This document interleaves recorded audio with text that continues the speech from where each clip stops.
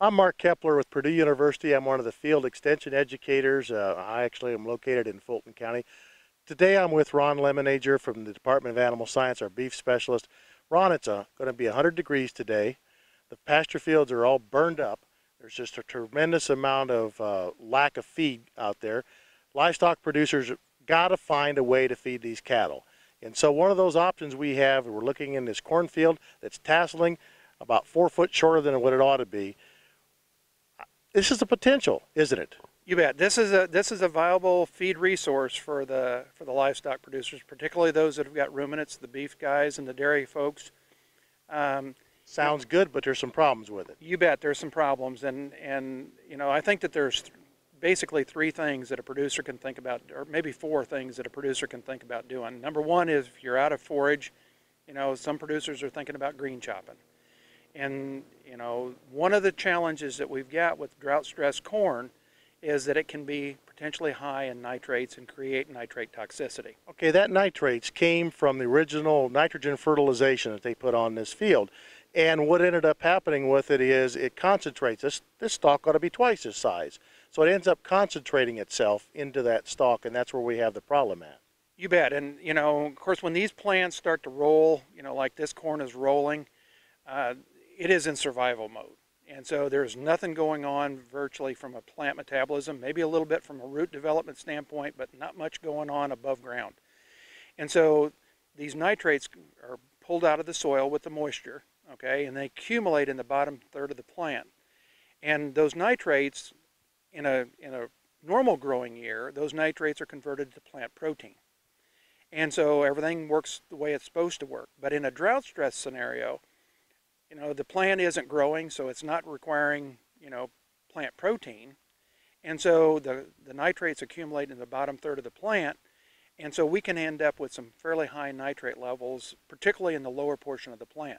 Not so much in the leaves, not so much in the tassels or in the shoots that might exist, but in the bottom third of the cornstalk plant itself. So we have some options to feed this plant. One of the options is potentially silage. Another one is potentially just green chopping it and feeding it directly to them. And another one is actually, if you had a small herd of beef cattle, would be coming out and just cutting it off by hand, if that was the situation go. Let's talk about some of the pros and cons as far as this nitrate is concerned with using each one of those things. Let's start with the silage one to begin with. Okay, the silage one is actually one of the safer ways to be able to use this as a feed resource. And the reason for that is that during a normal fermentation process, you will lose somewhere between 40 and 60% of the nitrate, okay, that you started with during the fermentation process. If you make it as a green chop, you never give that plant an opportunity to get rid of the nitrates. And in fact, if we green chop, make real sure that you green chop only what you need for the day and feed it immediately. So I don't chop a load tonight, feed part of it tonight, and feed the rest of it tomorrow morning. Absolutely not. And the reason for that is that the nitrates will be converted in that plant. Of course, it's still trying to do something. I mean, it's still some living tissue there. That living tissue will convert nitrates to nitrite, which is about 10 times more deadly than what you started with on the nitrate level. So if you're going to green chop, a couple real key pieces here is that you never let hungry cows onto a field or a forage that has high nitrates in it, all right? So what you need to do is you need to fill the cows up, okay? Use a little bit of the hay that you're going to use for the winter feed. Get these cows full, and then introduce a high nitrate feed slowly. Transition slowly. Transition slowly.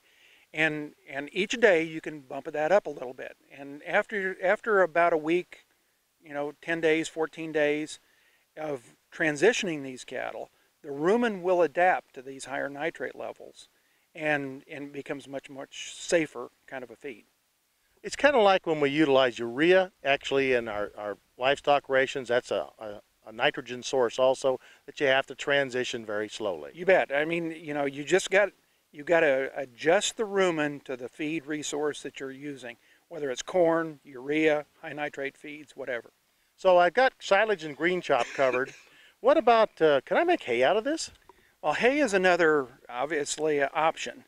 And what I'm telling producers is that before you ever cut, make real sure that you know what the nitrate levels are, because the nitrate levels will vary from day to day, maybe even within the 24-hour period.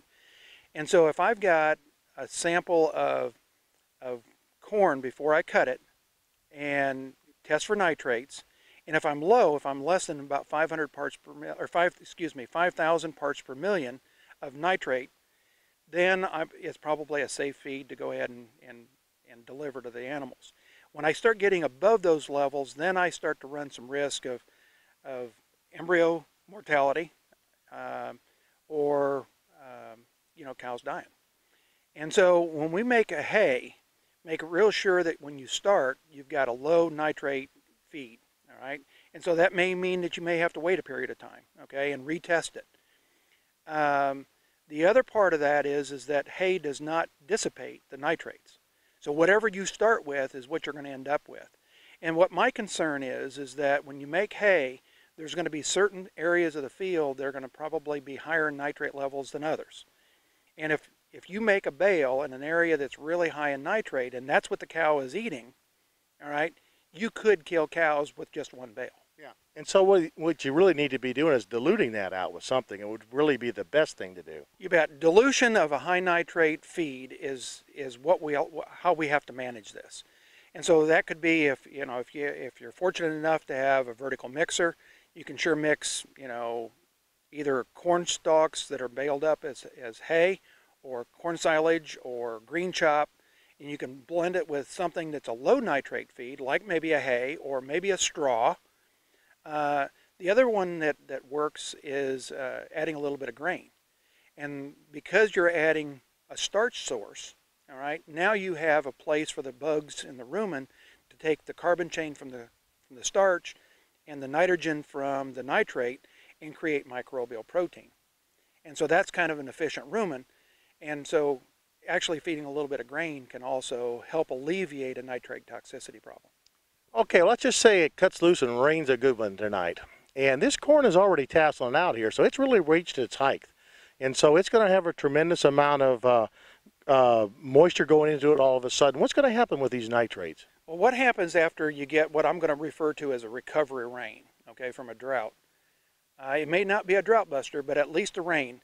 What will happen is that the plants will now start to take up more of that soil moisture, okay, and bring with it additional nitrates. And so for the first few days after a recovery rain, the nitrate levels actually spike. And then it takes a while for that plant, if it can, to start metabolism, okay, of taking that nitrate, converting it into plant protein, making a little bit better leaf, making a little bit, maybe a little bit more height.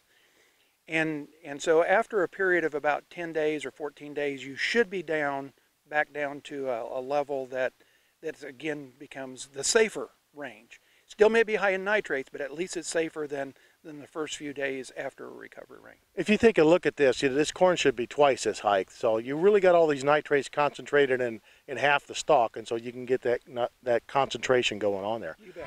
This presentation was a production of the Animal Science Department at Purdue University.